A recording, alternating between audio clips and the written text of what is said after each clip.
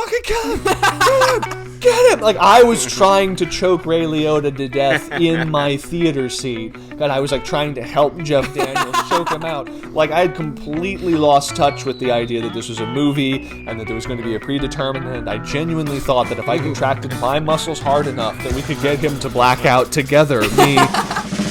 She has the meal. She doesn't even get her pie. She sobs over her pie. I think I was digging my hands into your leg. We've never seen Ray Liotta this jacked before.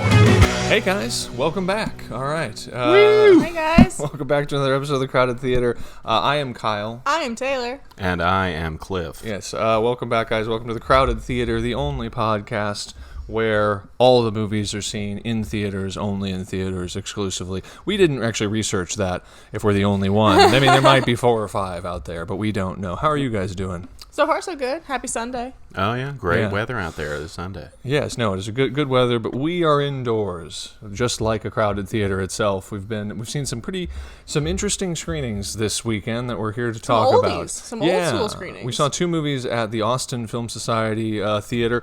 The movies we're here to talk about, two comedies, 2 romantic-ish comedies. Could be argued. Two kind of quirky sort of inversions of the idea of a romantic comedy that were both playing. I think good programming choice to have them both playing at AFS around that time. 1972's The HEARTBREAK Kid, directed by Elaine May, starring Charles Grodin, Sybil Shepherd. And we saw 1986's Something Wild, directed by Jonathan Demme, starring Jeff Daniels and Melanie Griffith and Ray Liotta. And Ray Liotta's first film, apparently. Yes, which is very, very cool. We'll get into that here in a moment. What a good first screening for him. Yes, and it was an interesting screening experience this week in that we've seen a lot of really unambiguously fun and cool movies that we really dug. Taylor had a different experience, certainly with HEARTBREAK Kid. Taylor, what was your experience of The HEARTBREAK Kid? I'm very curious. It was sold, or it is sold and marketed as a comedy, and one can be argued that it is funny. I think the audience was laughing quite a bit. Oh yes, and there were jokes, but without going super into it and spoiling it, it is a morally gray character, for lack of a better phrasing, and I don't know if the audience is necessarily supposed to be on his side. But Taylor wasn't. But I wasn't, and we'll get into why later. No, I mean, so to kind of sum it up, The HEARTBREAK Kid is, I guess the plot is, it's from Neil Simon adapting like a gentleman's magazine story, which is from Esquire magazine, which is exactly what it sounds like. What it kind of feels like, because it is about a young, newlywed man, like you might see in a National Lampoon story or something like that, married to a young woman, realizing immediately after marrying, played by Charles Grodin, realizing immediately after they are married that he can't stand her because there's a bunch of surprise annoyances. Because he married her to have sex with her, and then they sleep together, and then after he has finally consummated their relationship, he sees things with sudden clarity and notices all these, little quirks about her, and so on his honeymoon ends up falling for a crazy college-age girl played by Sybil Shepherd, who had lots of experience as a home wrecker that she could bring to that character, which we can get into. But and so he ends up stalking and trying to pick up another woman and on his honeymoon, and I think that just was a bridge too far for Taylor. A bridge too far for Taylor. And I do get it. I will say this. It was definitely a movie that I definitely got the audience laughing. I can definitely say the theatrical experience is, yes, despite the comedy or not comedy perspective, the audience was uproariously laughing the whole time, and you can say that as comedy scenes they were executed like gangbusters beginning to end. But I think it's and also started as a stage play. It was a Neil Simon play, so maybe even the distance of looking at it as like skits taking place on a stage might distance you a little bit from the drama. It definitely feels like a stage play. I was trying to see, I think Neil Simon wrote it, but was it based on a stage play? I think it was him adapting a short story. I assumed it was a stage play. As did I. Neil Simon, but maybe not. And to a degree, and that's the thing, is it really does feel like many other films that are adapted from stage plays, in which largely they have long dialogue scenes scenes that are then separated by vast quantities of time, where big, overt, silly ideas like them going from, Florida tropical beach island getaway to frigid Minnesota. You could imagine playing very well on stage, where suddenly everyone's in big parkas and it whisks you away to another area. But it's the kind of movie where I think one cannot help, and perhaps one, perhaps trained on conventional romantic comedies and that sort of thing, can't help but invest somewhat in the idea of their marriage in the first part of the film, and then as it begins to, as his newlywed wife sort of begins to exit the movie, we sort of kind of enter a very kind of diffuse second half where he pursues Sybil Shepherd and it kind of eventually winds to a halt. And what kind of good time were you having during this movie, Taylor? It's funny because you whether intentional or not, you find the actual wife very endearing. So she's quirky, she's got these, she gets a really bad sunburn on her wedding, so she has to be stuck in her hotel room, and she's a little loud and a little annoying, but you just find her very endearing. And so you kind of also are, at least I would assume, as an audience, you're kind of wanting them to kind of reconcile. You're kind of wanting the comeuppance of like something to blow up in his face and he has to go back to his wife. No, he leaves the wife on the honeymoon. Spoiler alert. But then you have the kind of an interesting scene of when he goes and visits the Sybil Shepherd character at her college, and you kind of have the scene of where like, oh yeah, like she kind of pretends like she doesn't know him, or she kind of like tries to blow him off, and then she just changes her mind because she's so fun and free and sexy, and kind of like goes with him. And then it has like a bunch of fun scenes with her dad. It kind of has like very early Meet the Fockers kind of vibes. Yeah, and I think this is also where my experience was I really found it really funny, was laughing crazy. I'd never seen this movie before, was laughing like crazy in the first half. But as I think even the little blurb they put up about this said, as a forefather of cringe comedy, and I'm in general not a fan of cringe comedy, and that is to say I've never seen but more than an episode of the Ricky Gervais Office. All that stuff just sort of not really necessarily for me. But it was interesting because I really enjoyed the first half of the movie, and then as it began to sort of meander into the Minnesota half and into the end of the thing, exactly the point where now the sort of weird, I don't know, just like mosaic of sketches they had thrown together, you want them to sort of crystallize dramatically into something energetically that kind of lifts you up and takes you out of that, and instead it sort of putters and loses energy as it gets to the end. But that being said, a lot of it works really fucking well prior to that, and I really dug that. Cliff, what were some of the things that worked about Heartbreak Kid? What were some of the funny things?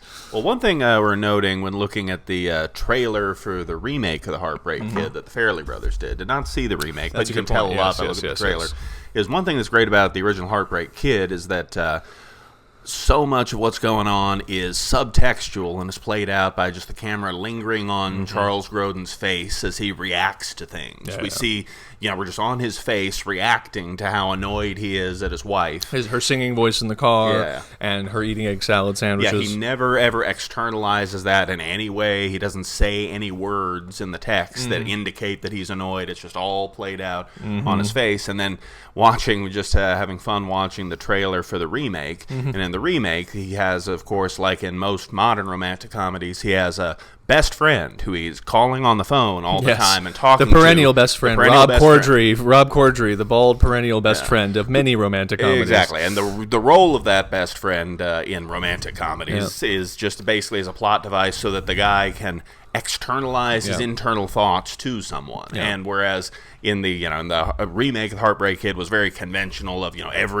every doubt about his wife and wanting to leave his wife was externalized by calling his best friend and saying it aloud in words. But here, all of that was just done cinematically and with performance. And so it was, exceptionally well made from that regard, exceptional performance from Charles Grodin in that regard. Yeah, no, and I think so it's worth giving some context that, so the Farrelly brothers remade this movie in what looked like probably, Farrelly brothers, director of There's Something About Mary, did a remake of The Heartbreak Kid with Ben Stiller that hopefully I think was trying to recapture some of that There's Something About Mary magic. And they made some smart choices. I've never seen the remake, so I can't comment on it. But they made some, strong and I would say smart choices in terms of, and this I bring this up in furtherance of and how they cast the movie just based upon the trailer that kind of reconcile some of the issues of misplaced empathy and other things that in the first film that make the first film a very, very black comedy and make the remake presumably a more accessible comedy. That is to say, in the film it is hard to empathize with Charles Grodin in any way because his wife, who is played by Elaine May's daughter, as it turns out, and I totally thought it was Elaine May when the movie started, because I remember, and I know what she looks like from seeing her much older in movies like Small Time Crooks, and I was like, I didn't realize she played that, and it doesn't. It was her daughter, actually, who was like 23 years old at the time, Jeannie Berlin, who was been in a lot of stuff since then. She was in Inherent Vice. Anyway, she is, because she feels like it feels like the girl next door. She feels kind of goofy and endearing. We cannot help but kind of despise him and hope energetically the movie bends back towards some sort of comeuppance for her in some way. Whereas especially when the object of his desire is sort of so clearly, blonde hair, just blue lustful, eyes, 18-year-old, big old just tits. like nothing interesting about her personality whatsoever. And again, in that way, what it makes it, as rather than being an accessible romantic comedy, it makes it, a character study of a despicable guy. And as a character study of a despicable guy, and watching him make all of these insane choices, and being aghast at all the choices he makes, it definitely works on that level, but it definitely was, I could feel it actively repelling Taylor the whole time I was watching the movie. She was like, never fuck this guy, fuck this movie, fuck all of this. And it was very interesting, as opposed to, and that made me think, and that's why we watched the trailer afterwards, that instead, by casting the Sybil Shepherd looking girl, the Farrelly brothers cast Malin Ackerman, who is a supermodel looking blonde. It puts the sort of moral, the idea of him rushing into a marriage with this girl, it makes that lustful and morally dubious. So therefore, when the marriage is, it allows us to fully indulge in laughing at her sunburn, presumably, or all the things that he was blind to because he was too horny to see when he was getting with her, when he was courting her, that now he, on their honeymoon, realizes. It makes us kind of understand that energetically. And then they cast the more obviously still really beautiful, still movie star gorgeous Michelle Moynihan to play the girl next door vibes. More girl next door vibes, who I'm sure, despite the fact that I have not seen the Farrelly Brothers remake, I'm sure is wholesome and has lots of redeeming qualities. And that makes sense. She drank beer and had, all those boyish qualities. There you go.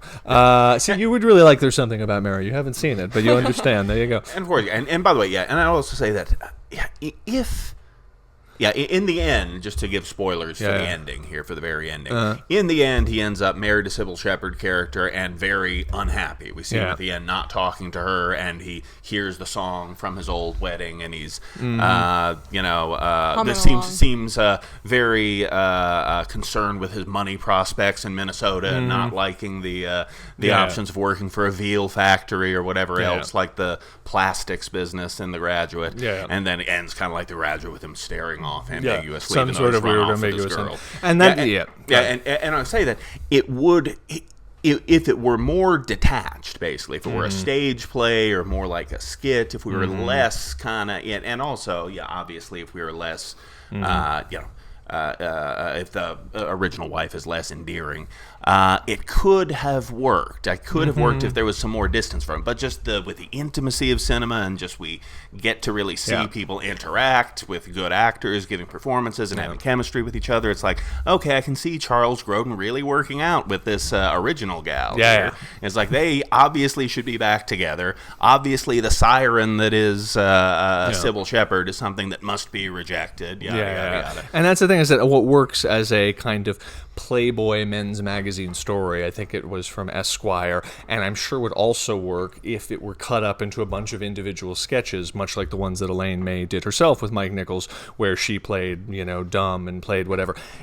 I feel like it works on a beat-to-beat level. I think the reason we're all stopping and starting, and I can feel it so much in talking about this movie that clearly was really hilarious, but talking about it as if it's some sort of failed experiment, is because I felt this a little bit. I mean, I know that you had a different experience than a lot of the audience did in the movie, but I do think legitimately it's one of those things that the film is so objectively funny in the first half. We're having such a good time that when it does that, and then after we laugh our asses off for the first half of this movie, there is something that feels suddenly very diffuse and vague and unsatisfying about the back half of the movie, such that when we're exiting the theater, by contrast to Something Wild, which we'll get to in a minute, when we're exiting the theater, instead of thinking, oh boy, what a great movie The Heartbreak Kid is, I found myself puzzling over why I felt kind of hollow, and then trying to think back on the fond memories of the early parts of the movie that I enjoyed so much. Well, here's this. I mean, the back half is integrated by something, plot-wise. Yeah. It's integrated by his pursuit of and then finally getting Sybil Shepherd. But the problem is, if we were in any way invested in the success of his quest, as opposed to seeing his quest as utterly foolish and hoping that he will soon figure out that he should go back to, and maybe, who knows, maybe in the after the end of the movie, that's what he does. You can only hope. That's certainly where his mind is drifting at the end of the movie. It kind of sort of implies that. But because we're not invested in the success of that quest, that's where the energy kind of dissipates. If we're really invested in making that work out, then we're invested in him fighting past the resistance of the father and all that. But no, I'm like, we're kind of on board with the father here. Get the fuck out of here. Yeah, I know. It's like totally on board with the father. Take the cold hard cash. Get the hell out. Yeah, just shoot that guy. $25,000 at one point. Like when he shows up and he's marrying Charles Grodin, my first thought is, I think a much more satisfying place for this film to have gone would be if the father had just then, we cut to him, he's our new protagonist, he starts sawing off a shotgun, and it's about him killing and burying Charles Grodin's body. I would watch that movie. That's great. You know, but there was just something about it where it's like, the as we kind of got into the back half of the thing, where it just sort of felt like I guess this is the thing, is that the kind of comedy that we're seeing, this wedding and even this couple having a goofy but obviously a trouble-filled honeymoon, puts us in a particular mindset. And I'll get to what that mindset, a romantic comedy mindset, something. Rock Hudson, Doris Day, I don't know what. It puts us in a mindset. And then the structure of the movie, though, is very satirical theater. It is very, if you remember, like fucking Neil LaBute plays, or when he transitioned into making movies, he did like, In the Company of Men, or what is it? Friends and Neighbors. Yeah, Your Friends and Neighbors, exactly. With these black satirical scenes, just cutting to different people at places in their lives, seeing very theater-like, seeing long dialogue scenes play out, and then advancing as we see them tear each other apart, etc., etc., etc.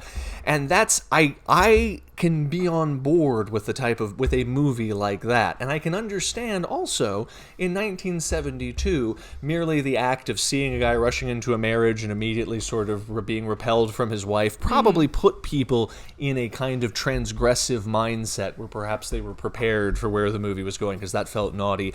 Whereas nowadays, in some ways, because that is so much the fodder of every episode of, Modern Family, or every other kind of show that already exists, the idea of a husband and wife bickering and being annoyed at each other, etc.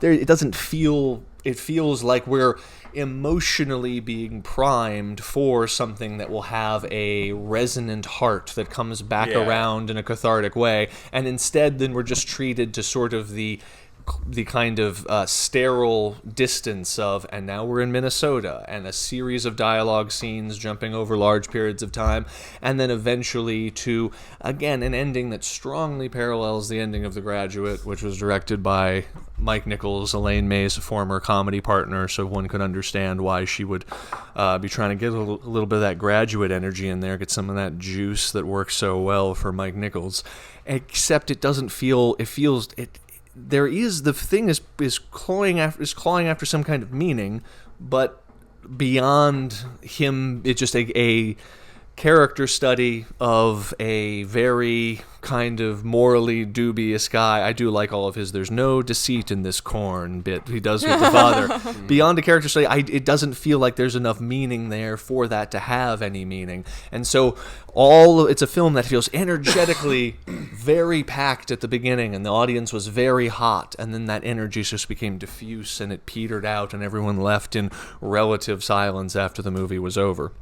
And that was a unique experience, because I was just thinking back on how much we were laughing in the beginning and all of that. But I don't know, what am I missing about Sybil Shepherd? That's what we should talk about next. What were your feelings about Sybil Shepherd, Taylor? I liked her performance. I thought her performance was really great. I think that she as an actress was really good. I also kind of can respect a little bit of the 18-year-old nymph energy, because she really did pursue, to as much as I disliked the main male actor, she definitely pursued him, and she definitely kind of made him not be able to say no in a way, Oh yeah, no, that's one of those things where, as we were kind of talking about a little bit on the way out of the movie, it is funny to see Sybil Shepherd come in playing the homewrecker, because she would have at that point been, I guess, probably tabloid famous for being a homewrecker who was cast by Peter Bogdanovich in Last Picture Show, which was her big break and made her not a model but a movie star. And then she ended up breaking up the marriage of Peter Bogdanovich and Polly Platt, his wife, and they ended up they were sort of a tabloid couple, this director and 18-year-old girl, yada yada. So she had lots of experience as a homewrecker, which she could bring to bear. So she was what's the phrasing? She was a character actor. That's right. That's right. She was a method actor. Method actress. Exactly. That's right. She knew what she was doing.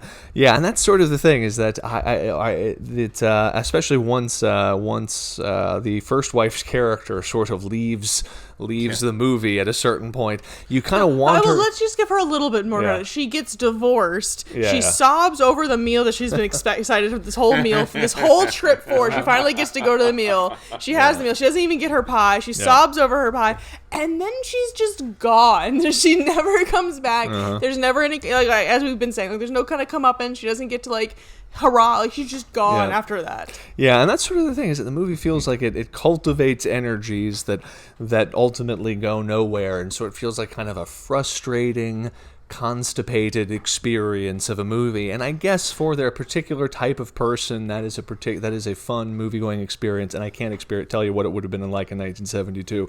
But it was, and I'm glad I saw it in a movie theater for sure, because I was able to laugh along with everyone. But I don't know if it's for me. Sorry, what were you saying? I was just remembering the scene where she was kind of finally standing up for herself. She was like, "Are you having fun? This is is this a good honeymoon to you?" And I'm like, he's probably having the great time. And it really does kind of, again, it's supposed to be funny. And it is a funny scene, but it also has the audience, you're like, yeah, she's having an awful time on her honeymoon, dude. Yeah. It's funny, because the thinking of someone who comes from that same world is Woody Allen, who has made many very similar films about morally dubious men who are being unfaithful to their wives. And I think Woody Allen even talks about in his book the fact that he learned a lot of his craft from Neil Simon's brother, who was a writer, and I think he worked with him in television or something. So close relationships between those two things, and yet Woody Allen's movies would start in a place like this, but not always, but I think part of what was great about him is they had great third acts often.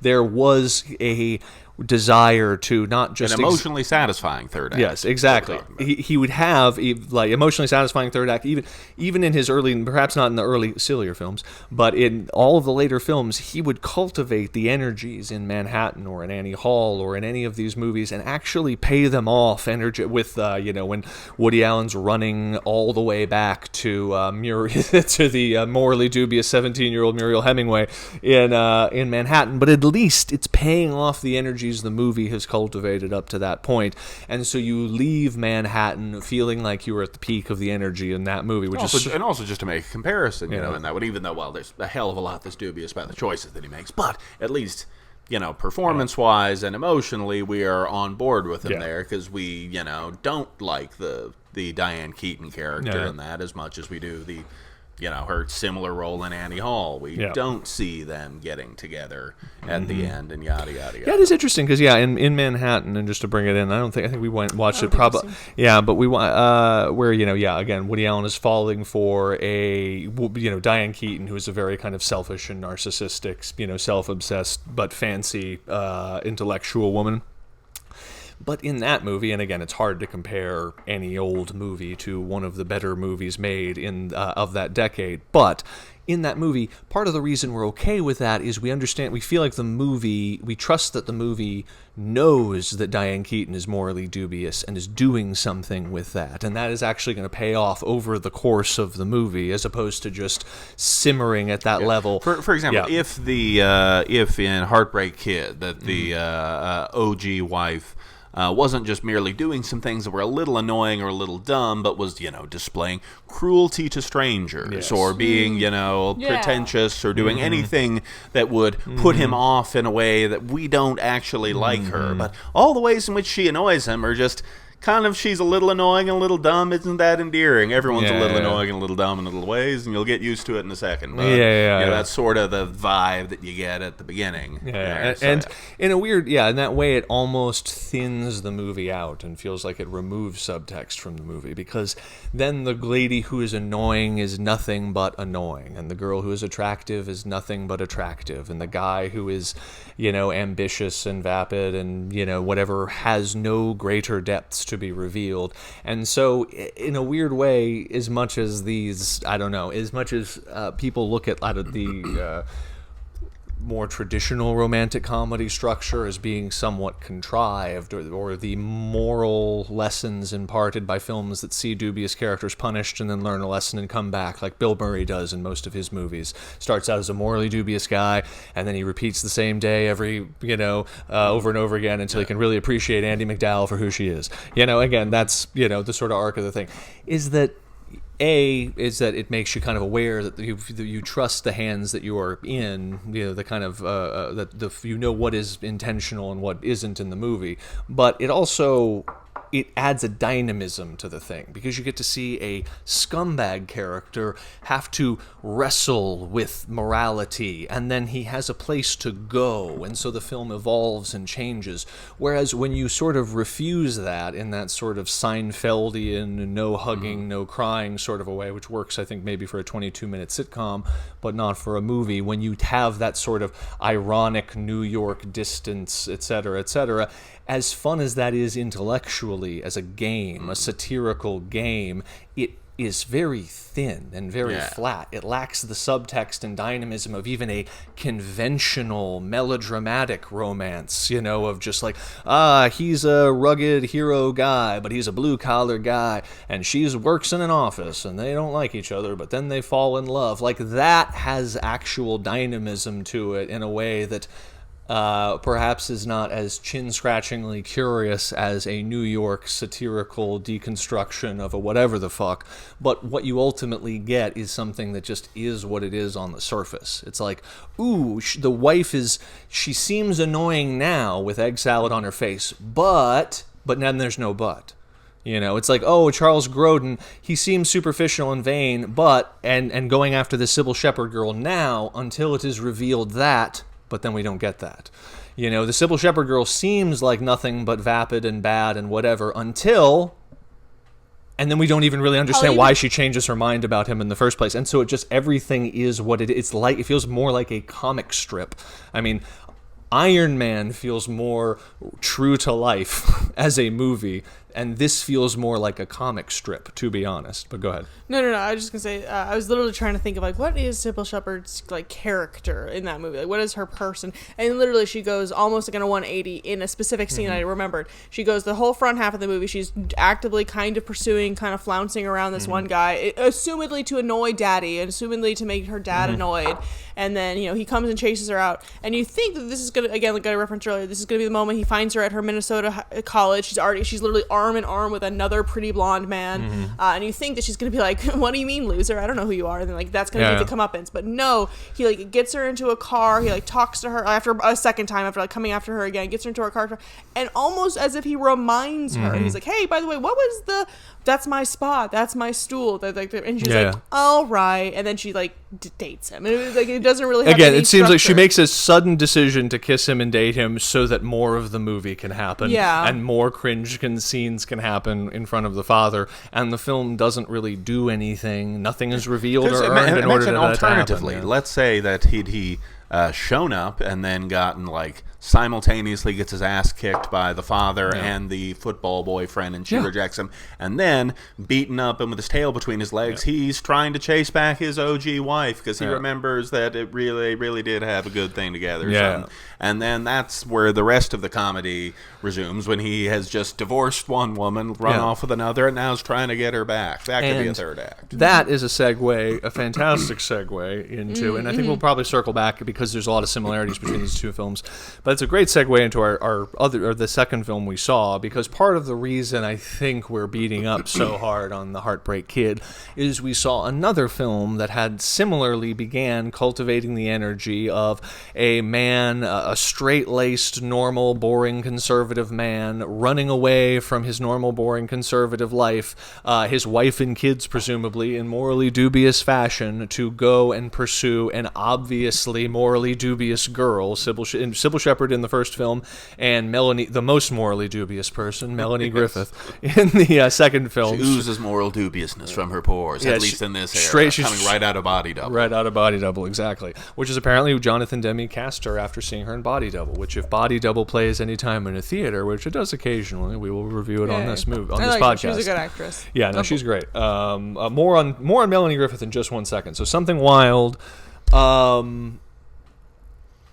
Something Wild is Jonathan Demme, 1986. We were actually talking about how in a lot of ways it's similar to Blue Velvet in that... Blue Velvet. Oh, yeah, you're wearing a Blue Velvet shirt. Kick ass. There you go. Awesome. See both cameras. Yeah, 1986.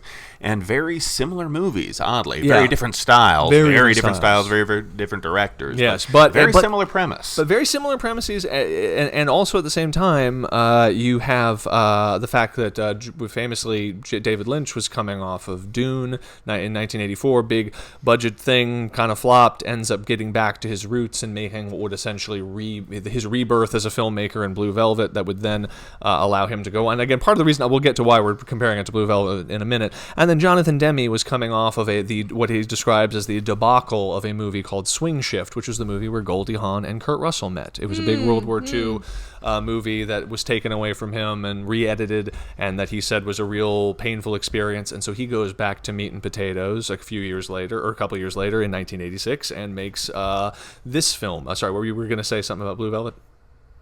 Oh, no, yeah, nothing beyond. Yeah, the parallel track of both directors led to, oddly enough, them both simultaneously making very similar movies, similar premise, which is... Yeah, just the idea that, and again, I say this because this was our first time watching Something Wild, which is crazy. We've seen a lot of Jonathan Demme's work, love Silence of the Lambs. I had even bought tickets to see Something Wild years ago at the New Beverly in LA, but then ended up having to cancel that trip. So it was waiting for this particular screening, this particular moment. In 35 millimeter. In 35 millimeter at the AFS. And we had a fantastic and much better experience. I think that's where I was going before, with Something Wild, which cultivates that same quirky, comedic, satirical energy of a very different era in the first half of the film, and by contrast to The Heartbreak Kid, it seems to know exactly what it wants to do with that energy. It seems to be way smarter than the audience. In fact, I honestly, as a very astute film viewer who went in kind of cold about where the film was going, it really surprised me as to where it was going. The film was smarter than me in terms of where it was what it was setting up, and it uses that first half, which does feel morally dubious and disjointed, but the film, you can trust Something Wild. It knows exactly what it's doing, and it uses that to anticipate a second half where the quirky romance about a manic pixie dream girl dragging Jeff Daniels from his humdrum life and wife and kids suddenly becomes a full-on crime movie, a genre movie, where, not unlike in Blue Velvet, where the great Dennis Hopper shows up as a very mean, very scary, very ominous gangster villain who suddenly tests Kyle MacLachlan McLaughlin, and he, puts him through the ringer. Ray Liotta, in his first film role, shows up as, appropriately enough, Ray in the film, the ex-convict husband of Melanie Griffith, who then, takes Jeff Daniels to hell and back for being with his wife and all of that, which was a genuine surprise. And it is a gem of a movie in how smartly and how well and just how cleverly it plays the first half of the movie in a way that brilliantly sets up where it's going, while at the same time utterly misdirecting the audience as to where it is going. And the reason I say that, and just to give the short version before kind of just ending this long monologue, it's one of those movies where if it were in the same script were in the hands of a different director, and the script did come to Jonathan Demme from another writer, they would make it their job to anticipate the crime film in the first half of the film. So Melanie Griffith would look like some, convict's ex-wife. You would see her ulterior motives painted all over her.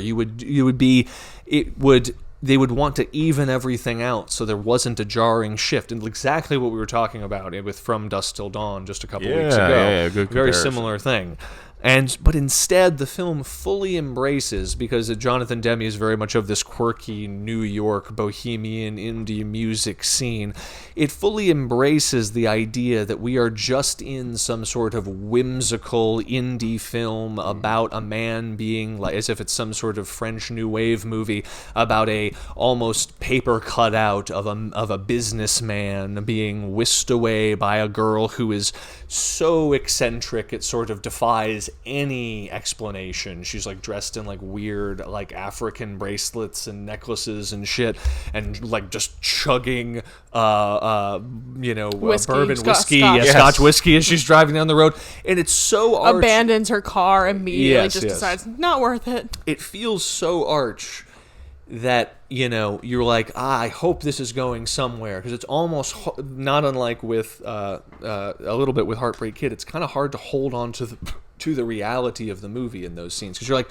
is this just supposed to be fucking weird for the sake of weird, or is this going somewhere? Like, am I wasting my time trying to ask questions about what's going on here? And as it turns out, in the best way possible, every question, why is she, every misdirection, everything is teeing up the audience for this fantastic transition at the midpoint in the movie into a completely different type of story. But anyway, I'm very curious. Part of that transition, when it leaves whimsical romance and enters crime movie, before we get deeper into the plot of the movie, is the exoneration of Jeff Daniels' character, who, up to this point, we as an audience, and more critically, Melanie Griffith as a character, believes that he is also a morally dubious character. We're saying the phrase morally dubious is coming up a lot in this podcast, because he is cheating on his wife and he has abandoned his kids to go off with her on this whole thing. And then we find out at the midpoint in the movie, among other revelations, that his wife has already left him, and he is in fact, and I could feel, and to talk about, this is a great example of what we were to sort of contrast it against The Heartbreak Kid. This is a film that is aware that there's only so much we're going to put up with this guy cheating on his wife. This is a film that says, okay, well, that's going to start building an energy. So what's that energy going to do? What are we going to do with that energy? The energy is either going to be him getting some sort of comeuppance or something, but instead it rewrites the story at the midpoint, but it does it really brilliantly in a way where it takes that rewrite seriously. It takes that revelation seriously in a way that it makes him evidently a good guy up to that point, so that when we, through his actions, through his behavior, through the choices he makes, and even we'll get to in a second, through Jonathan Demme talks about making him talk to, and like even how he knows the waitress's name from her name tag and all that. He's a decent guy. So when we find out, it doesn't make sense in our head that he just ran out. It just doesn't seem to fit.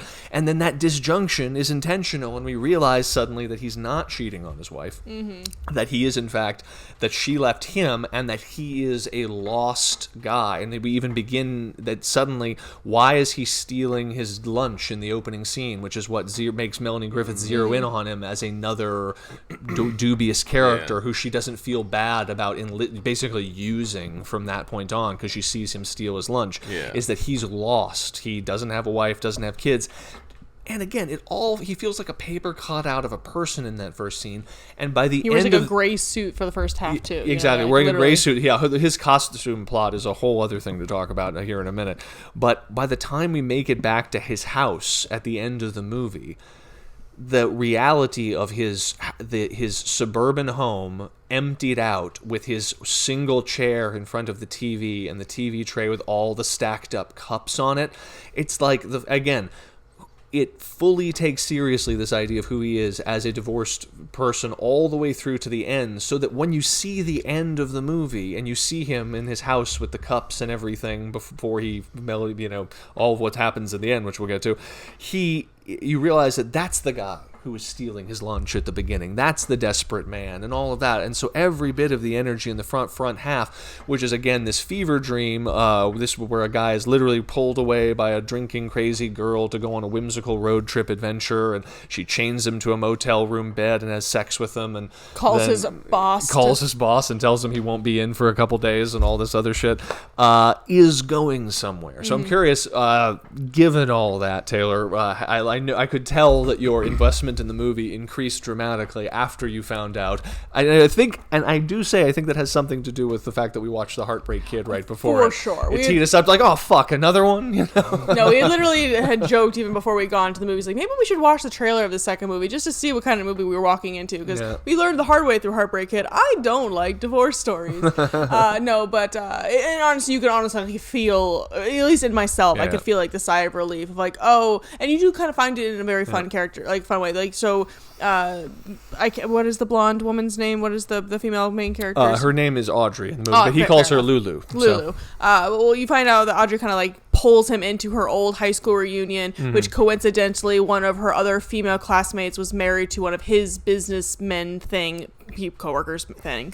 And it is through him that it is revealed that, oh no, his wife and kids left him, because of course your co-workers kind of know your business, at least on that level. And so you kind of do have this big sigh of relief of like, oh, thank God I'm not having to like be on the side of this guy again. And the other thing, what it does, and so I think what the movie begins to reveal is that Melanie Griffith's character of Audrey is not just some motivationless manic pixie dream girl, but that she has observed him, picked him out, and is now pulling him away for a specific purpose, which is that she has her 10-year high school reunion, which, funny enough, she was the class of 1976. So just like all the great new Hollywood movies make reference to the bicentennial, this film directly channels that sort of new Hollywood energy by means of having a 1976 class reunion where, because it's 1976, the bicentennial, everyone's dressed in little Uncle Sam hats, and there's all this American flag stuff everywhere, and that she comes from a conservative Pennsylvania town that's having a 10-year reunion. She has a conservative mom, and that she sees Jeff Daniels as exactly the kind of guy who she would like everyone in her town to think she ended up with. And that poses a question. Why does she need someone to stand in as her husband, and why does she pick Jeff Daniels and all this? And again, that is a question that, again, is anticipating the second half of the movie in a way that wouldn't have to necessarily pay off if it had continued to just be a whimsical whatever the fuck. But instead, you're starting to realize, okay, there's an intention here in her character, in the film. What's happening?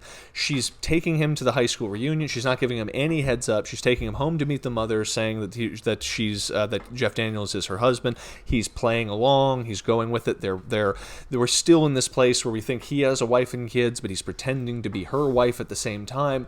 And and this is the interesting thing about thinking he has a wife and kids. It's not just that it's morally dubious, but it puts a wall between him and Melanie Griffith, where we know they can't end up together, where we know in some way that she, unless it's the Heartbreak Kid, where they can't end up together, where it will be ultimately revealed that she is using him. So as we see the intentions behind what she's doing and all this, we know that there is something separating them. And so what's interesting is we then, of course, see that in its that at the big turning point in the movie, where the film suddenly goes from this sort of fully lit, whimsical movie about a guy being pulled away to take off his shoes and go dancing in a creek and running in the rain and walking out on a check and all this other stuff. The movie shifts into a crime movie where we suddenly realize the reason for all these things, the reason she needs a husband for her 10-year reunion, the reason she needs a husband to present to her mom, the reason she picked a guy who was stealing his lunch, the reason she's dressed in this crazy, ridiculous clothing is because she was the wife of a guy who is in prison, who went to prison for robbing people.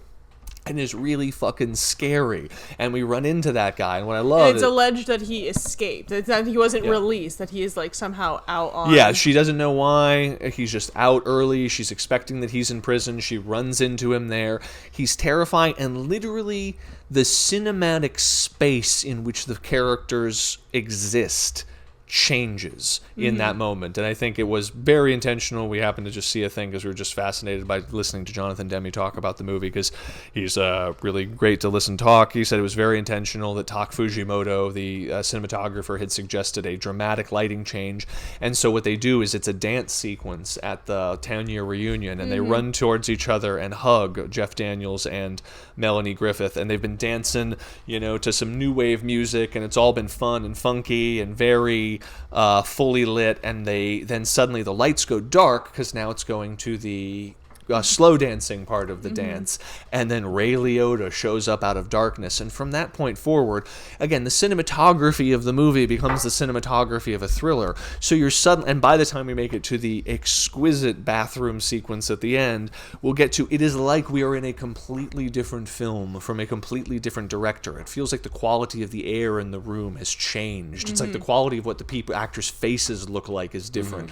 And there's just something about, to say that it works beautifully together as a film is one thing, but even Tarantino talked about the difference between a situation that plays out type of a movie versus a story that unfolds, where if you were to jump in at a later point in the movie and see the characters at an earlier point in the movie, you would say, how the hell did those characters get to this place? And this is such an exquisite example of that, because Very by the rewatchable. time... and I expect it to be a completely different movie the second time, because the first time, truly, and I say this to be honest, I am a sophisticated movie viewer, but maybe it was the Heartbreak Kid, maybe it was the fact that I could feel you pulling away from the movie next to me, but there was a point in the dance sequence, and I know the exact moment that it was, which is there's a point in the reunion sequence where he walks outside and he's complaining about losing his wallet and how fucked he is if he's losing his wallet, and Jeff Daniels does a great job. It's actually a good scene. But I remember having explicitly this thought at that moment, which is, if this is the worst thing that's going to happen to this guy over the course of the movie is he loses his wallet, I don't think I can watch the second half. I don't think this movie can sustain this any longer. And I had, maybe it's because of the experience we had in the Heartbreak Kid, which starts with energy and loses all of it.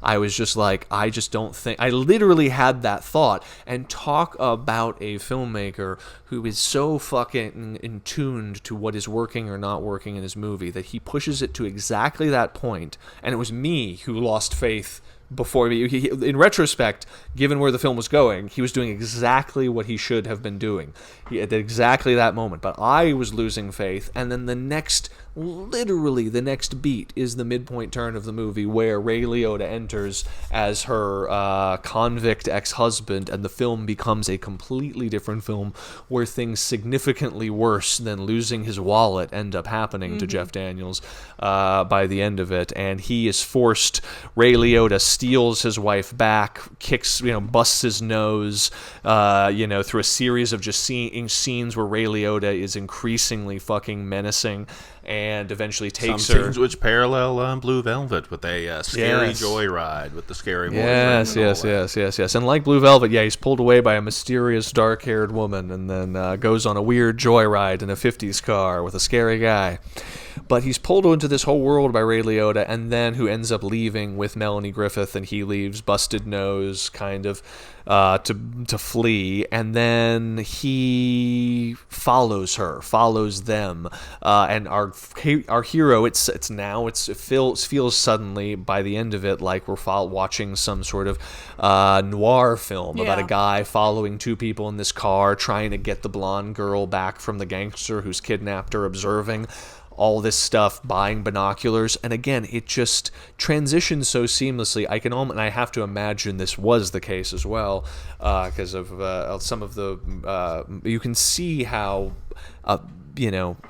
people would watch a movie like this and think one could just effortlessly, just kind of have your cake and eat it too. It's like, well, I'll make my quirky indie film for the first half, full of like Talking Heads music and bullshit and people dancing like it's some French new wave bullshit movie, and then we'll just effortlessly switch the movie into a genre picture in the back half, and that'll put asses in seats, and we'll end on with a big bang. And especially post Tarantino, we saw a lot of people trying to do that. In a lot of ways, even a film like in some ways, I guess films even like Go and stuff like that almost feel like which are post Tarantinian, but they kind of draft off this same kind of energy. But it's this kind of thing where it's so well done in just how much it so fully embraces what the film is in the first half that you just don't. You assume that scenes and shots and sequences like the bathroom sequence couldn't exist in this movie, and yet they pay. Not only do they exist, but they are so very, very good, and they pay off so well. But Cliff, Ray Liotta in this movie, first movie, what'd you think? Oh, he was fantastic, fantastic. I think in just listening to some interviews with Jonathan Demme, he said that he wanted someone who could really scare him. Yes. And that is definitely immediately achieved as soon as Ray Liotta is on screen, and at every second that he's on screen, he is scary. It's like there's no good intentions behind his eyes for even 1 millisecond of this movie. He's like, very similar to the Dennis Hopper character in Blue Velvet. It's like any moment he's on screen, there's only bad intentions coming from that. He just has this energy where it feels like he's just radiating violence and percolating violence, and there's that again. It's like in a behind the eyes crazy. It's hard to It is a surreal level of control that Jonathan Demme is revealing here that he will eventually. Obviously, he's going to direct Silence of the Lambs just a few years later.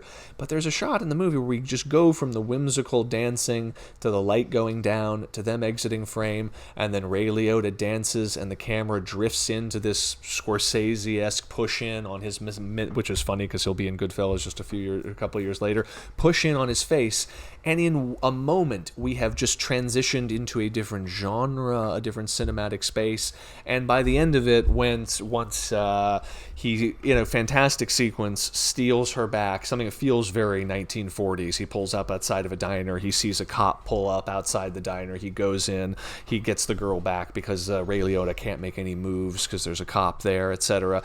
And then Ray Liotta chases him all the way back to his suburban house, and this is where we finally see the reality of his divorced life there with Melanie Griffith. And when Ray Liotta shows up menacingly in that scene and busts through the window, then Jonathan Demme talked about, and again, I couldn't help but just dig into more about how this was made because it was just such a refreshing surprise. Again, part of the reason it feels like a completely different cinematic space is that they completely changed the approach to the filmmaking, which is there's this taut action sequence, which involves Ray Liotta chaining Jeff Daniels to a sink, and then he goes to kick the shit out of Melanie Griffith, and Jeff Daniels has to rip the pipe out of the sink, and then he's fighting, but his hands are still cuffed, and Ray Liotta has a knife, and they're fighting with the handcuffs and the knife and the water spraying. And instead of the whole rest of the film, which felt indie and extemporaneous and felt like an actor's director, and it really was. You get the sense they made the film just by showing up on location, allowing actors to move around, interacting with non-professionals, suddenly becomes this De Palma-esque, Scorsese-esque, highly storyboarded sequences where, you know, knives are being knocked out of the hand and clattering to the ground in close-ups with water tittering on them. And Jeff Daniels... fight scene you really didn't know which way it was going to go. A brutal fight scene, yeah. Not to cut you off or anything, and not to spoiler, but like I really thought they were going to be like, oh, he's going to kill the dude. Like, he's just straight up going to kill the villain, that's the thing. And it's going to be a runoff, and then he surprisingly doesn't. And maybe more so than any sequence in a movie I can think of in recent memory, when Ray Liotta's going after Melanie Griffith, and then Jeff Daniels uses his handcuffs and chokes Ray Liotta after he rips the thing out of the pipe, chokes him and starts choking him. I think I was digging my hands into your leg during that sequence, you know, just because I even had to stop myself, just because I was like, fucking kill him! Kill him!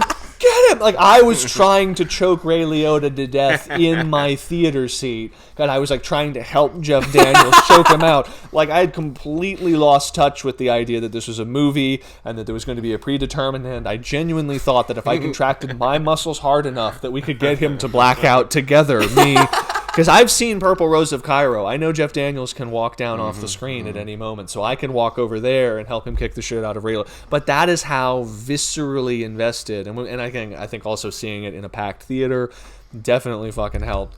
But again, it's just very, very rarely. It's like a director has a thumbprint, you know, and you can tell what is or isn't possible, because a director cannot just change styles on a dime, especially not deftly and in service of the story. And yet he's directing a perfect kind of whimsical indie film where there's like non-professional actors and musicians coming in and out of the film in the first half, and he's directing one of the most brutal and horrifying kind of bathroom fight sequences that's akin to anything that Scorsese or later on Tarantino would do in its intensity.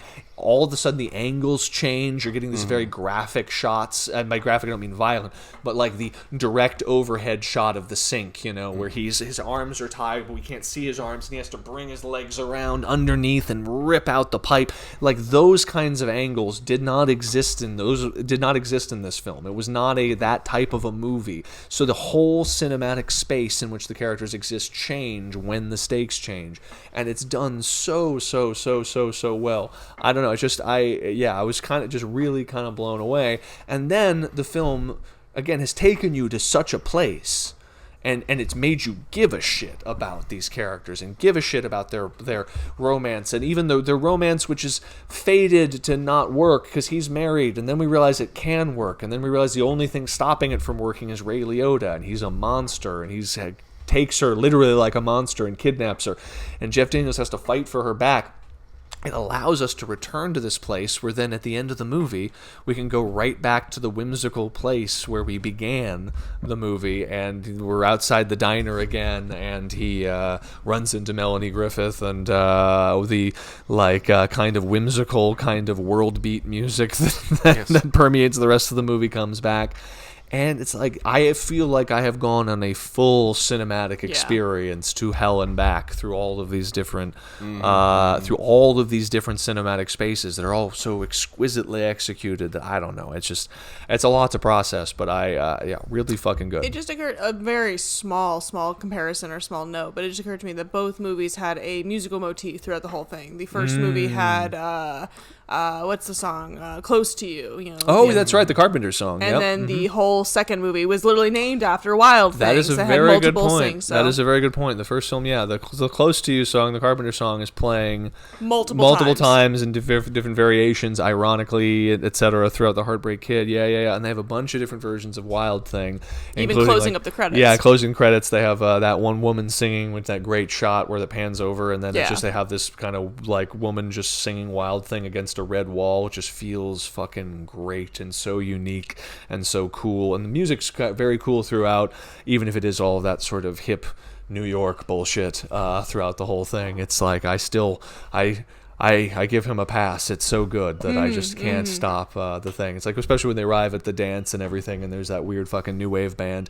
I have to remind myself over and over again that this is when those things were still transgressive and cool, and the purview of like cool gay people and art people in New York, and not just sort of the music of like really pretentious college-educated intelligentsia here and stuff. On I think SoundCloud. it still was then, but it was charming and new at the time. It was charming and new at the time. There you go. But man, I don't know. I just it was cool to go in, especially after especially after I guess Heartbreak Kid left me feeling a little bit cold. It was really awesome to have that cinematic experience. I have not had a cinematic experience of being that.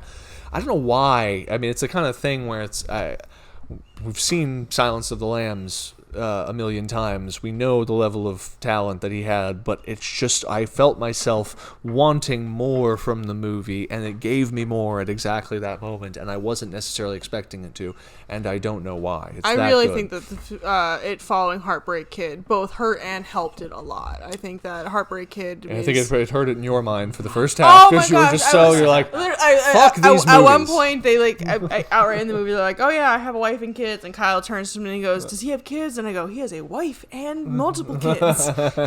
He is cheating on his wife and 3 kids. Yeah, no, that's fun. It's also funny that was a time where that was how the kind of artsy indie set expressed their deconstruction of the mainstream was just by telling whimsical narratives about men cheating on their wives, etc., and as opposed to now, that guy would be the villain in any movie made by those sorts of people. Any sort I was watching some because I was trying to kind of get some perspective a little bit on Heartbreak Kid. I was watching some professor give some tortured explanation as to why Heartbreak Kid is a feminist film, and I kind of really? No, I'm with which is like I can see that from a certain angle, but at the same time, her with your eyes closed. I feel like I could make a better case than she was making for that, but nevertheless, as opposed to the cool, satirical, squirmy, intellectual exercise that was kind of flat, that was heartbreaking, very funny, but that sort of left me feeling cold at the end. Just being so taken off guard by where I'm so glad I went in cold. Like, I'm so glad I didn't listen to some asshole on a podcast spoiling everything for me about Something Wild before I went in and saw it. It is so fucking good. And Melanie Griffith, just again, we're coming right off of Body Double, is fantastic in the movie. I think she's kind of you buy her as being that aggressively eccentric that she can pull that off that whole thing. She, again, another thing that is absent in movies today is they actually have sex in the movie. Shortly after, remember they sleep together when she chains him up with the handcuffs? Oh, you're right. You're so funny because you're absolutely right. I didn't realize they actually did have sex in that scene, because there's a later scene where Ray Liotta and Jeff Daniels are like talking as she's like in the lunchroom or whatever. And that was like a big character-defining moment between the two of them, where he's like, "Oh yeah, she must be crazy in the sack. You're totally banging her because you're her husband or whatever." And he just kind of immediately goes, "There's no need for that language." And you can just see Ray being like, "Oh, okay, wise guy. We were having fun," or whatever. Yeah, there's. I guess one of the things to talk about is just talk about the amazing cast. Melanie Griffith was fantastic, but Jeff Daniels is one of those actors who he's one of the only actors who I think could pull off a moment like that. Yeah, that's such a great Jeff Daniels moment, because again, when Ray Liotta is saying like, "I bet she could fuck," she looks like she could fuck you in half, just right in half, and he turns to her and says, "Well, I don't think there's any call for that kind of language." He sells that. Like, and it's because he's a phenomenal actor, but you believe it coming from his big corn-fed head. Yeah. And he just sells it in such a way, like in a kind of Clark Kent kind of way. But it also, what's fun about it though is that it serves multiple purposes. Besides the fact that you see him having a little bit of gumption to stand up to Ray Liotta, but it's also the moment from Ray Liotta's perspective. It's like, oh, you did sleep with her. So this is more than just this is stringing along someone. Yeah, so that's the point. point. It's like, I'm going to kill this guy after that. That's very interesting. Multiple things going on there. And I gotta say, the other thing that really struck me about it is, like, again, there's this kind of aspect where there's a lot of non-professional actors coming into the movie all the time, doing various bits and everything. And what is it? I was listening to Jonathan Demme talking about he has this awareness Demi has this awareness that the audience is going to be disconnecting from, unlike the Heartbreak Kid, are going to be trying to resist empathizing with Jeff Daniels because he's cheating on his wife for the first half. So he said he very intentionally wanted to show him, we've touched on this a little bit earlier, being decent to everyone, getting along with everybody, seeing, in an explicit way, the fact that he learns every waitress's name on the name tags and everything, but that then gets reincorporated into the movie in a meaningful way. Melanie Griffith's character observes that of him, that he's a decent guy. But what's really cool is that Jonathan Demme pays that off in an almost metaphysical way in the back half of the movie. Is that the first half of the movie, where he's this whimsical guy who's nice to people and all this other kind of stuff, actually still suffuses the second half of the film, the crime movie, with meaning in the sequence when he is pursuing Melanie Griffith and he's following her. We don't question that he would go after her because he's good. He's a good guy. We see that he's a good guy, and he's going to rally, and he's going to go after Ray Liotta, and it's why Ray Liotta and Melanie Griffith, when he later sits down in the diner scene, say, "You are so fucking stupid. Like, you are so fucking stupid to do this."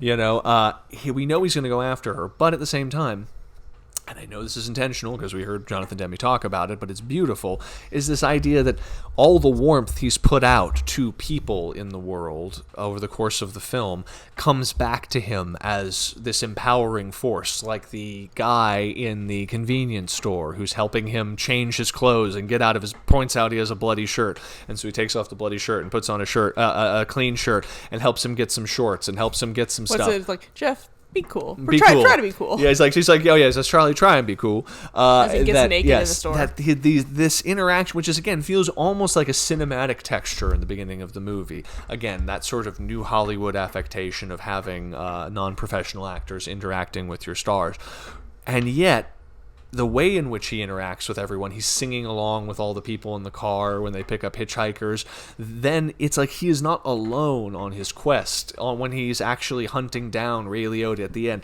there's these people helping him out along the way, and so what could be a very cold feeling film that just becomes just very isolated, and it's about him staring with binoculars with bruises on his face, you still see the same oh shucks guy in this crime. It seems wildly incongruous, but in this cinematic space where he doesn't belong, where there's fucking Ray Liotta's there now, that's never a good sign, and fucking Melanie Griffith has a punk rock haircut. That's one thing that Ray Liotta would be typecast in for the rest of his career. If Ray Liotta's on screen, something bad is going on. You don't want to be there if Ray Liotta's around. And so, and same thing, Melanie Griffith, just coming off of Body Double, It's like last time she had a weird, crazy haircut and was wearing lingerie, there was a guy literally drilling holes through women with a 3-foot drill.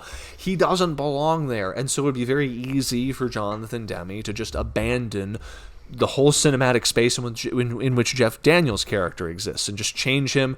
Now he's tough, he has bruises on his face, he's looking out car windows, following them, but instead he allows him to still be the same oh shucks guy and still interact with people, and so his goodness sort of continues to be his power through that whole section of the movie, including right up until the end, right up until the moment when he takes Melanie Griffith from Ray Liotta in that diner, where it's all about coming in, sitting down, laying out his options, just to let you know there's no hard feelings. I'm going to take care of this check and all this. He's very polite about everything. Which is like everything. A nod to earlier what she did to him. Yeah, and she ends up keeping him trapped there because he can't run out on the check. It's all great. It's all very, very good stuff. But there's this interesting, I don't know, it's just this, in the same way that the first film we were talking about, Heartbreak Kid, seems to be kind of, and again, it's a very, very, very, very different movie. It's just a kind of satirical, funny movie. The way Heartbreak Kid seems to be agnostic about how we are feeling about the characters as real people, about their morality, about their heart, about their soul, about their emotions, about who they are, and then once committing to those ideas, it's like in the same way the Heartbreak Kid doesn't seem to be at all concerned with that. In fact, it's sort of ironically thumbing its nose at that whole notion.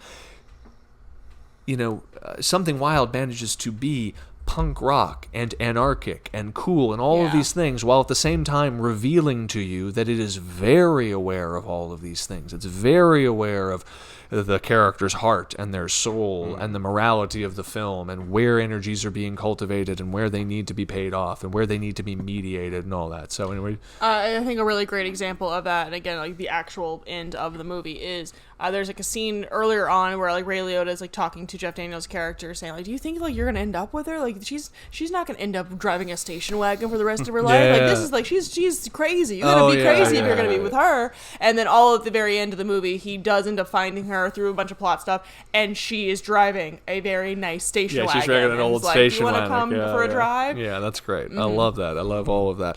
And the film, it just playing all those symbols off of each other. His provincial life, which is so square in the beginning of the movie. He literally drives a square car, a station wagon, and that she's liberating him from his life by running away with him. In her Mustang. And then we ultimately realize that he actually has a very sad and shattered life, and how they ultimately find catharsis is by coming back together as an actual couple in a station wagon. Yeah. She's literally wearing a white hat like she's a movie star from a previous era. Audrey Hepburn. Exactly. Oh, Audrey, haha. Well, it's like, and she's the daughter of Tippi Hedren, who is the actress from The Birds and many Hitchcock movies and stuff like that. Which, there we go. By the way, and which also we should talk about in a minute, that she was also grew up around lions, literal lions. Oh, wow. No, her father was a director.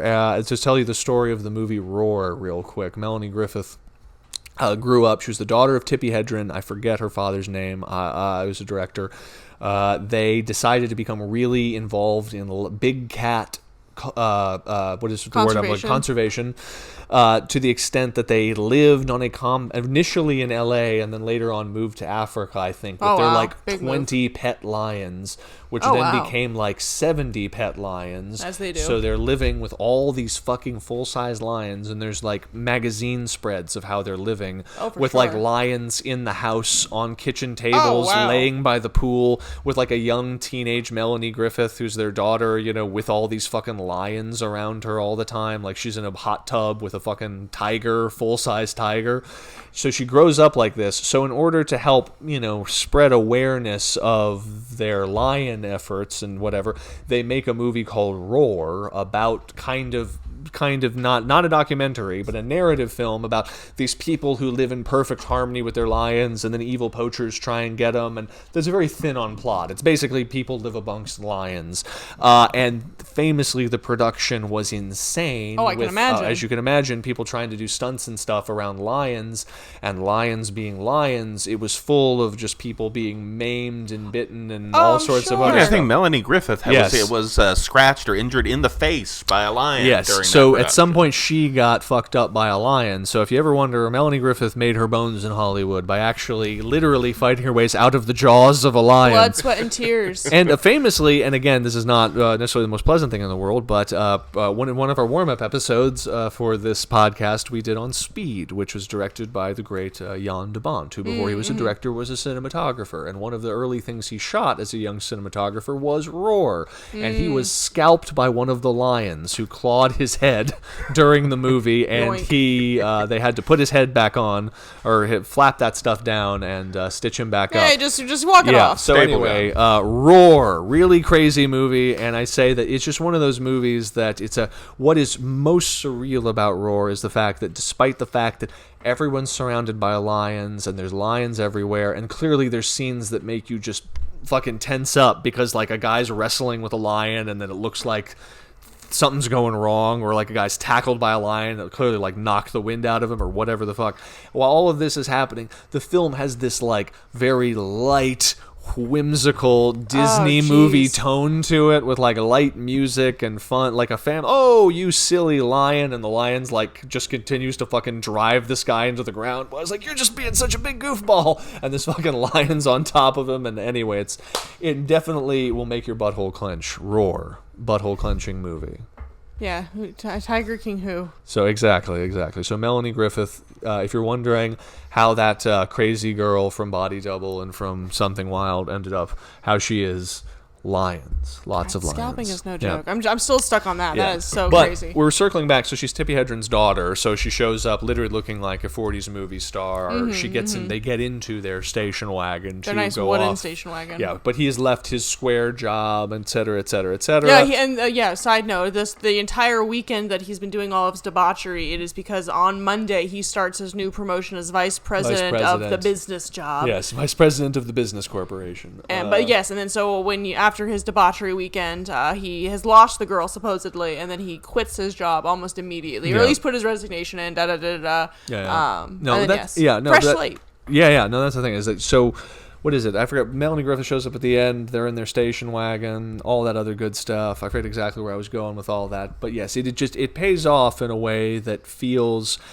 It feels like it's the right ending for the movie. It feels like everything in the movie is building toward that ending. It feels like, it left in the same way that the Heartbreak Kid, we kind of felt we went out on a low. I went out on a real fucking high at the end of Something Wild. And I don't know, I think that just probably, if anything, and this is maybe me reading too much into it, but I think on some level derived from where these two different films came from. You know, you have The Heartbreak Kid, which is coming very much out of a sort of benighted class of comedians in New York making sort of ironic and intellectual material for each other, versus Jonathan Demme, who came out, again, different eras as well, but Jonathan Demme came out of Roger Corman's New World Pictures. He came out of a space of loving movies, but also a space of Roger Corman. Jonathan Demme, for all of his success, was probably been the most effusive in his praise of Roger Corman. He seemed to, on an intellectual level, understand more so than any other filmmaker what made Roger Corman magical and significant. The idea that Roger Corman didn't want to participate in the having a job at the studio system, taking their notes thing. Jonathan Demme had that experience on Swing Shift, which apparently was a big debacle.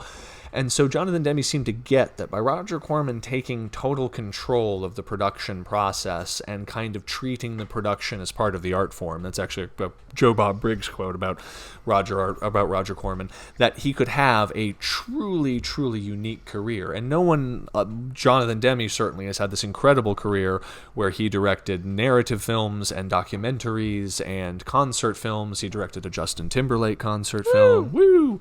J. Timms. And he had this incredible career that influenced clearly the careers of Paul Thomas Anderson and Richard Linklater, who all sort of seemed to model their career off of Jonathan Demme's career and do all of that same kind of bullshit.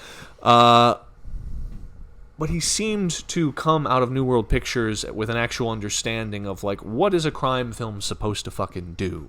What is a romance film supposed to fucking do? How does a movie actually fucking work? And when you hear him talk about Something Wild, you hear him talk about how am I going to make this movie work? How am I going to make people invest in this movie? And he quotes Roger Corman's rules about filmmaking. Famously, Roger Corman would sit people down and give them like a 90-minute spiel about how to make a movie. But he quotes them like scripture. The idea that the villain has to be scary comes from Roger Corman. The idea that every part, even the incidental parts like the clerks, have to be very well considered and very well thought out because that person owns the movie. He is really thinking about a film as something that needs to work in that Roger Corman way. Deliver the goods. That's a much better way of saying it. As opposed to the sort of chin-scratching, intellectual, satirical, but definitely more cerebral exercise that was The Heartbreak Kid, the adaptation of some magazine story into a script and into a satirical film, which doesn't hold together energetically as a movie. And yet you see, it's so small, relatively speaking. It's just mostly two people on screen the whole movie. Even the big action set-piece sequence that we're like going gaga over takes place in a fucking bathroom. So it's like, again, the scale of the movie is incredibly, incredibly small. They had to pay to replace that carpet, Kyle. No doubt. I bet they built that whole fucking bathroom. But again, it's such a small movie, and yet it brings me on the full arc of a film, like going to see a big, like a fucking Basic Instinct or the Verhoeven-esque thriller, which ends or Fatal Attraction, Killing Glenn Close. Like, it takes me all the way to that place by the end of the movie, and yet it is such this small. And it really fucking works, man. It's sure really good. And I'm like remembering the movie and whatnot. I think it also has a lot of fun that it doesn't necessarily stick to one place. Like you're saying, like halfway through the movie changes genre. Like I think it even plays around with the relationship between the two main characters, being such that in the reunion scene, and you meet the guy that's actually from his corporation and whatnot, and she just, again, with her crazy wildness, basically just says, "Oh yeah, we're expecting a baby." All of his craziness is definitely not what he wants his coworker to be hearing. He actually kind of wants us to be out the door. And then they kind of has his first serious moment with her, being like, "What was that? Like he's real. This is real. Like you need to stop." And it kind of has that moment of their back and forth, much like the wallet scene a little bit later, shortly thereafter, or whatever. No, that's the thing, is that's the moment where he asserts that he values the order of his life more so than the whimsical bullshit, that she's pulling him away to. Like, this is fine, but you're fucking with my actual life if this and that. And then Ray Liotta shows up one scene later to thoroughly fuck with his life. And then he chooses ultimately, despite what he says in that scene, when he's given the opportunity to run home and return to his life with his tail between his legs, he doesn't even for a second, and continues to pursue Melanie Griffith, continues to pursue them down the road, et cetera, et cetera. And we're invested emotionally in his journey to do that, intensely so, unlike his pursuit of in Heartbreak Kid, for more and more comparisons, of another blonde in that movie. Yes, and I gotta say, it is interesting, because there is that idea that once Melanie Griffith finds out that he is not married, she's very upset at him. And it's an interesting scene, because you realize that it reveals so much about her character, that she needed him to be cheating on his wife, so that they were both bad people using each other. She needed him to be cheating on his wife so that even it's okay if she falls for him, in love with him a little bit, because he always was going to have to go back to his wife, and it doesn't matter. So scenes like when they're sitting there and there's the golf course in the background, and she says, "Yeah, I just like how you," and it's clearly them falling in love with each other. She's just, "I love how you learn all the people's names from their name tag. That's just such a fun thing that you do." He says, "Well, how else you can let people know that, they're appreciated," whatever the fucking thing he's saying. They're falling in love, but she still has this safeguard up of, he will go back to his wife eventually. This will end. I'm not using blah, blah, blah, blah, blah. And he even kind of acknowledges, like, if I had told you it wasn't true, then you would have left. Because I would have. Exactly.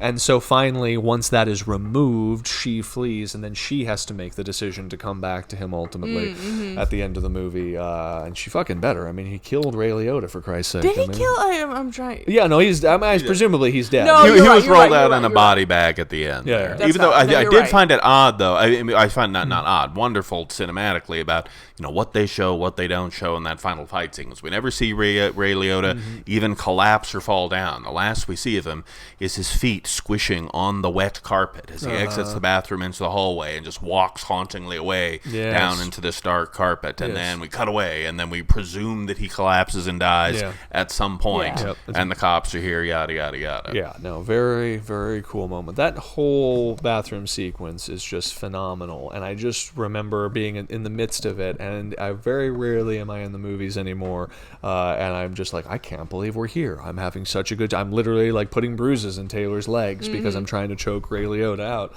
And stuff. So I don't know. I guess that we have certainly talked these things probably to death, I'd say. Go see something wild. Yes. Like, go stream it, go find it in theater, but like, go check it out. It's a great movie. Yeah, we absolutely, it was really cool getting to see that on 35 with a bunch of fucking people, but see it any way you can, because it's a really, really good movie. And yeah, I am amazed it took me this long to see it, and I'm just enthused. I'm just glad we're coming on. We have something so that we like so much to talk about on the podcast. Yeah. So anyway. But yeah, I guess that's it. So there's really only one thing left to do, or a couple things left to do, which is Cliff, who was the most jacked?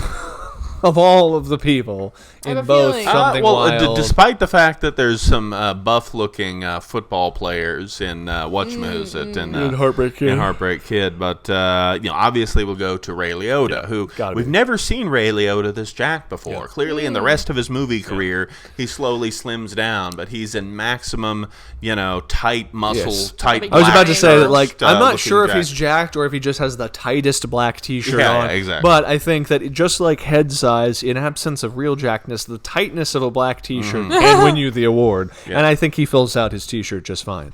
So it is a very tight black T-shirt, though. And we thank him for it. So the Full Metal Jacked Award goes to Ray Liotta then, Cliff. Absolutely. All right. There you go. Excellent. All right. Well, then, we can only speculate as to the meanings of these films because we are mere mortals, but so that we can give you, our viewers at home, lessons, moral and spiritual, that you can take from The Heartbreak Kid and Something Wild, we must consult the spirits. And so we have done a tarot draw to decipher what it is that the world of spirits has to tell us and what lessons we can give you that you can take with you into the following week from Heartbreak Kid and Something Wild. So I'm very curious as to what this is. But Taylor, draw the card. Do it. Flip it over. It is. Ooh! Right side up. It's the Eight of Swords. This is a perfect card, actually, for these movies. This is not a hard connection to make at all.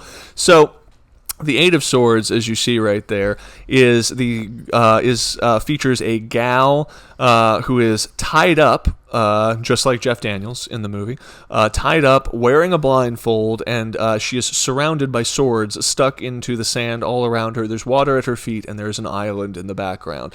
And this is this is a card about self-imprisonment. The idea that she is blindfolded, she is tied up, and she is surrounded by swords, and believes that she is imprisoned on the card, but if she removed the blindfold, she could see that she can actually walk quite freely away from the swords at any moment. And what a movie like Something Wild is about someone casting off that kind of social blindfold, that feeling of imprisonment, that liberation. Both films, in fact, are about someone who feels imprisoned. Charles Grodin imprisoned by marriage at the beginning of Heartbreak Kid, and Jeff Daniels feels that he is imprisoned by his normal job. Life. Yeah, exactly. His job that he can't fuck with and he can't take the afternoon off from lunch with. They feel imprisoned, but just like the blindfold in here, they are blinded, and they realize that that is a self-imprisonment, and they must, if they remove their blindfold, they can walk free. I would say that the Heartbreak Kid would represent the Eight of Swords inverted. That is to say, it would represent someone who would either keep the blindfold on or remove the blindfold only to find themselves continued to be sort of returning to a new blind imprisonment, like we see Charles Grodin at the end of the film. That is to say, be careful, audience at home, that if you are fucking with your life and moving to Los Angeles or deciding that you just need to dye your hair pink or do something, that you're not throwing off the wrong chains and blinding yourself and ending up in some new form of imprisonment. Be Jeff Daniels. Be the Eight of Swords straight up. The Eight of Swords being that he casts off the blindfold, he uses the swords that are next to him on the beach to cut off his binds, and then, just like the girl, you see that island behind her, a new world of possibilities is available to her. He casts all that off, and he swims to that new island, quitting his vice president's job.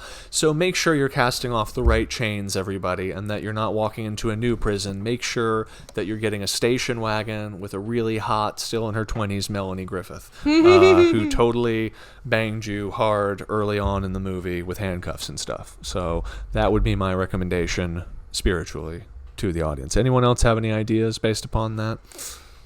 No, just really, really bad movie as Heartbreak Kid and really good movie. Something. No, joking is not bad. They're both great movies. They're both movies worthwhile seeing for their own reasons and making your own opinions. But yeah, Something Wild is really great. Yeah, no, I really, I both had a mixed experience with Heartbreak Kid and a transcendently good experience with Something Wild, which feels like it's one of my new favorite movies.